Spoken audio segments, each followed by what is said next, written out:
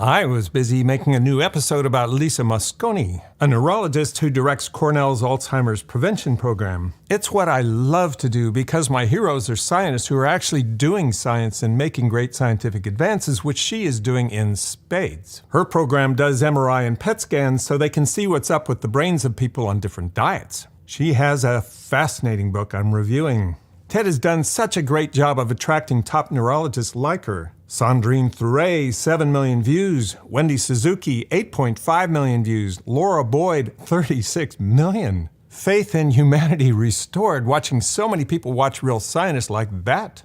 But all of a sudden, my channel lit up with information about me I never knew. I've been exposed for spreading lies. I might also be a charlatan and scientifically illiterate. And being clueless, I got destroyed by a professor. I always want to take comments on my channel seriously and understand where they're coming from. I didn't see anything specific in these comments to tell me where I'm off base, but if a professor is calling me out, that sounds important. I'd so much rather apologize and correct myself than to stay wrong. The dumbest thing I could do is to stay wrong and harm my own health and everyone else who watches my channel. So I decided to pause the brain episode and see what Professor Kay has to say. He's been a guest lately on some of the shows hosted by carnivore doctor YouTube stars, and those interviews are getting good traction. When I landed on his channel, I noticed some familiar faces like Stanford professor Christopher Gardner. I've listened to many of his lectures over the years, read his papers, and I'm enrolled in one of his nutrition courses. His latest paper, the Swap Meat Athlete Study, comparing performance of recreational athletes across 3 diets, is small, but it's very interesting. Bart's episode about me is 96 minutes long. It's about debunking the episode I had just done about Professor Tim Noakes. I watched all 96 minutes of it to see where Bart thinks I had gone wrong. You're probably interested in less time, so I'll just touch on the parts you're probably most interested in about me and the topics we covered. I'll link his episode in the description for people who want more. First, am I doing this for the money? And you're an ideologue who's here to make money and fleecing other stupid people of their money to support your little sing-song. I am retired because I'm old, and fortunately, I don't need the money. I do this for fun and hopefully to bring some good into the world. I don't know how much Bart knows about Plant Chomper finances, but let's get the inside scoop from my accountant and auditor. My kids call me the Countess of Cash. At age 71, I still work full-time at our family company, and that's my official title. Unfortunately for me, Chris is obsessive about Plant Chomper finances. He didn't want to run ads on his channel, but YouTube requires it, so he turns off all the options he can, like non-skippable ads and ads that interrupt his episodes in the middle. Don't get me started on how much money he loses buying so many books, paying for access to talks from organizations like the American Diabetes Association, etc. He gets asked every week to promote some product, and he turns them all down. People offer to donate to support the channel, and he says, "No thanks. You don't want to know how much money he loses on this. I wish I didn't know." This is what YouTube said I earned from the Tim Noakes episode during its first week, $75. But I spent considerably more than that because I bought his books and some papers I used in the episode. Perhaps, though, Chris, you could bring yourself up to speed with some of the methodologies that are available to circumvent those paywalls. I know, Bart said I didn't need to. Yes, I've known about Sci-Hub forever. I also pay for stock footage and photos I use. And yes, I know about Creative Commons too. It usually takes me 3 weeks to produce an episode because of all the research and also trying to figure out how to display the data in a way that's simple in video form. But what if someone like Bart were able to turn those into longer episodes and publish one every day or two like he's doing? He turned mine into 96 minutes, adding 72 minutes of monetizable content. If you then let YouTube run both skippable and non-skippable ads throughout the episode, you get this. Let's do that. Trying to find a Medicare plan can be confusing. You mean the 22-country study? What is being a hero? Sometimes it's choosing playtime over prep time, or skipping the grocery store to do something you love. Between LDLC, so-called, and anything else. Every layer of this mud has revealed another layer. That seems like a sweet gig compared to my financial disaster of a YouTube channel. Thank goodness I'm retired, and please nobody tell Tony. But a new episode every day doesn't give Bart much time to fact-check the career scientists he's debunking. He also has a Patreon page, which I don't have, and he's had a side hustle selling a vegan dietary supplement that he has taken for a very long time. Here is a product which is derived from a blue-green cyanobacter that grows in this one particular lake. December of 2010 was when I started taking the product. The product changed hands for the new company, and I decided to come on board and become a marketer of the product in my own right. I'm taking 4 capsules once a day. It made me curious about where he's a professor, because most universities would want their faculty devoting time to doing science, publishing papers, and teaching. I could find that he was once a lecturer, not a professor, at Montfort, and he had Wintech in his Twitter bio once, Fairfield another time, but neither has a record of him that I could find. But I did watch this interview where he explains why he isn't a professor. When you are appointed as an academic, obviously before that you will go for a job interview, and the panel will ask you a bunch of questions. And one of the classic questions that they ask just about invariably is, what separates you from every other academic that we're going to be interviewing for this job? To which I've always proudly got up on my hind legs and said, I will never stand up in front of a paying crowd of students and espouse fallacious dogma. You know, you would have had to lecture to people, have X amount of plant matter in your diet, be it broccoli or greens or something, because you need to get X, Y, and Z vitamin or mineral out of it. But even with all that knowledge, you're still happy to go, nah, I don't need it. It's not necessary. Correct. Within, a few weeks, you get a knock on your office door and the senior dean comes in and says, now listen, we need to have a chat about what you've been saying to students in class. And I'm like, are you out of your mind? 3 or 4 weeks ago, you interviewed me. I told you what I was going to do. I'm now doing it. I'm legally entitled to do it. And now you're telling me to not do it. And then that starts a whole process of bullying, harassment, all these different processes that they start invoking, and this and that and the other thing. And that basically is, at the end of the day, why I went, this academic game is not for me. But I'm not aware of any university that wouldn't ask this question. I get people saying to me, where is the evidence that your carnivore diet is good for you? Okay. To which the answer is, of course, it does not yet exist in the literature. We don't yet have that science because we're just getting started down this track. But Bart did have something very important and valid to say about me and my episodes. Videos about stuff he knows nothing about in an area that he has no training in whatsoever, that being health, nutrition, physiology, anything basically relating to the stuff that I absolutely am actually an expert in. I try to make it plain in my episodes, as I did right up front in that episode, that I am an earth scientist, and my mission with Plant Chompers is to identify with the vast majority of people who are trying to figure out who to listen to.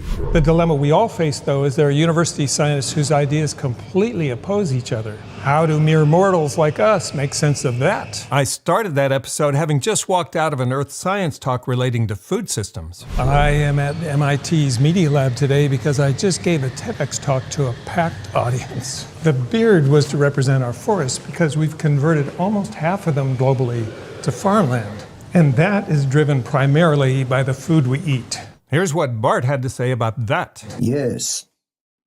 A lot of forest has been cut down to clear land for human food production purposes. Most of it, Chris, for monocropping, not for grazing. Did Bart just say I should stay out of nutrition and then rendered an opinion in a field he's not trained in without backing it up with evidence? Here's some evidence I had just presented in my talk. For land use, there is nothing like cows, except maybe sheep, but we don't eat much of them anymore. This comes from very well-researched data from scientists at Oxford and shows that the elephant in the room is actually a cow. Chicken, pork, and fish use a fraction of land cows do, and plants are way below them. If you add crops, you see that their global agricultural footprint is less than half of pasture land. 43% of those crops are used to feed animals. If you remove beef from the picture, global land use for agriculture drops in half. It's shocking. And if you remove dairy, it drops in half again. Is it any wonder that 80% of the deforestation of the Amazon is thought to be for raising cattle, and most of the remainder is to grow soy to feed pigs? Since the year 2000, we've converted tropical forest to farmland equivalent to the area of Ireland, the UK, Belgium, the Netherlands, Germany, and Poland combined. I can't imagine a scientist in 2022 not knowing this and promoting an all-meat diet any more than I can imagine going back to burning coal in our homes to heat them. But I know when speaking about nutrition, I have to back up everything with data from the best scientists who are actually doing science and collecting data, just like I have to do in earth science. That's why you often hear me in my episodes saying, that's above my pay grade. Maybe we should hear from a scientist like Roy Taylor, whose team has collected so much solid MRI data of ailing organs. And that's why my 20-minute episodes take 3 weeks to make.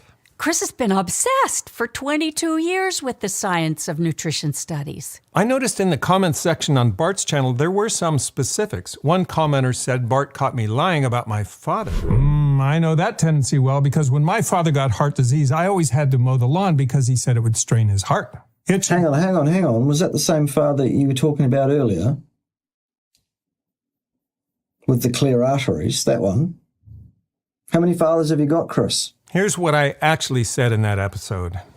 Like my 93-year-old father-in-law who can eat anything and his LDL stays low and arteries clear. I can clear that up. It's my dad who's 93 and has great arteries. Chris's dad died of a heart attack at 70 after years of eating the Atkins diet. Commenters and Bart made a very fair point about me not always pointing out conflicts of interest. I did it with some papers Dr. Noakes was referencing, but inexplicably I didn't when referencing a paper that refuted his claim about LDL cholesterol not being causal. I wrestled with that before releasing that episode. First it was in and then it was out. I was having two problems. The first is it was a very long list of authors and I wanted to treat them all fairly without making the episode a whole lot longer. For example, the statin research Dr. Krauss referred to was funded by the NIH, and I didn't want to paint him unfairly with too broad a brush. The second is, I feel differently about food company funding than I do about pharma funding. 99% of the time, food companies are not funding research to improve the health of a product. It's to sell more of it regardless of its health. Marion Nestle has some great books about that. Pharma companies can do that too, buyer beware, but oftentimes they're funding really good scientists, as they have with Brian Ferentz, to improve the drugs almost all of us end up depending on for some portions of our lives. And if you're a meat lover, you must appreciate the many billions that pharma funds universities each year to research the vaccines, antibiotics, and dewormers that keep meat abundant and cheap. And if you're a pet lover, same thing. Shots, painkillers, dewormers, yada. They move science forward a lot more often than food companies do, and they need leading university researchers.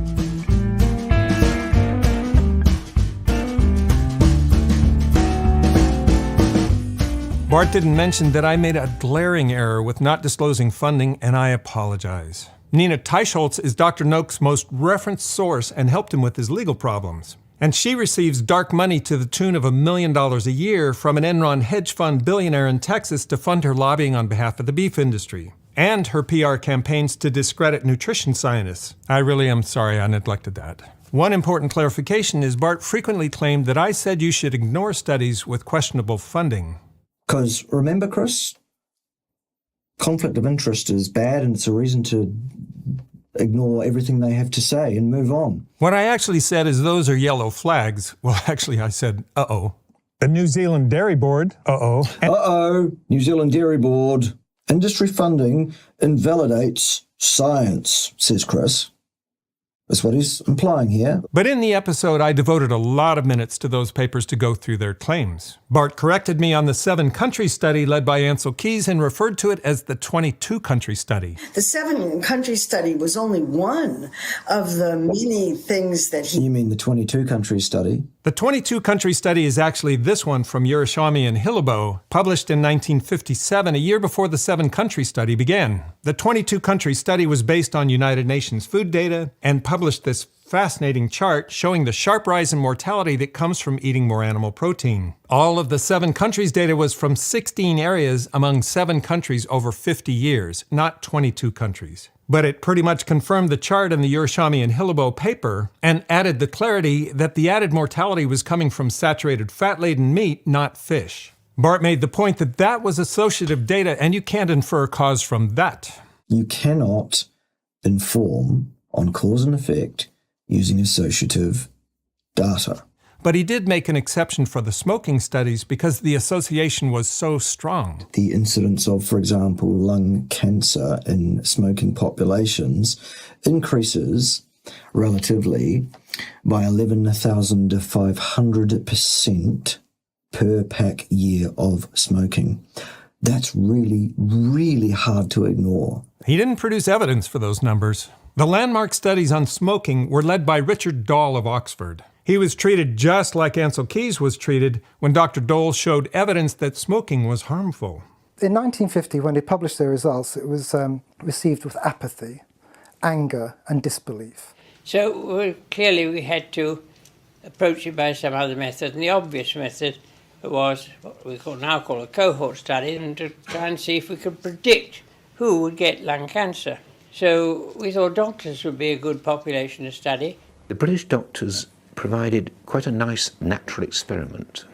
Some of them didn't smoke at all. Some of them started smoking cigarettes when they were young and kept on smoking cigarettes all their lives. And then when the results were published in the British Medical Journal, the doctors read the British Medical Journal and thought, my God, this is serious. This doesn't just kill patients, this kills doctors. And that is exactly analogous to where we are today, but for different topics. While doctors were influenced by medical journals, consumers were influenced by this. Come to where the flavor is. Come to Marlboro country. And this. The media were, of course, against us for a long time, and whenever they announced a new observation on the harmful effects of smoking, as likely as not, the man who announced it would be smoking a cigarette, or they would have someone else get up from the tobacco industry and say, well, it's controversial, somebody else doesn't believe it.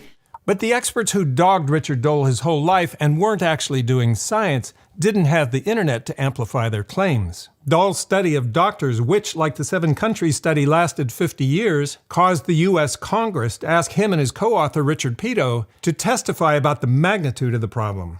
And he was prepared to go to the United States of America and face the venom of tobacco lawyers. It wouldn't be a thing that anybody would want to do, and I saw Richard doing this in his 91st and 92nd year. But I think when Dole walked into a room, you sort of had to be on best behavior. You certainly couldn't think in a woolly way in front of him. Because he actually did the studies, understood study design, and fully understood the data.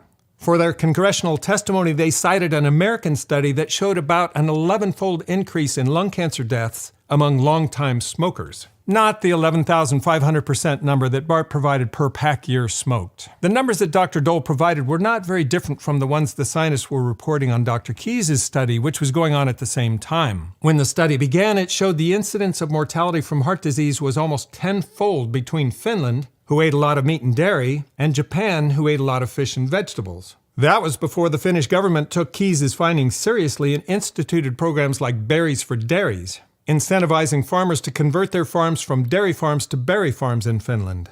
I did an episode about that with another giant in the field and a Keyes protege. Fortunately, Richard Dole lived long enough to see some of the world stop pushing back on his epidemiology. He and Richard Peto were both knighted by the Queen for their achievements. Those are the kind of scientists I advocate for and defend, and a big reason why I spend so much time and money doing plant chompers. Thank you, Tony.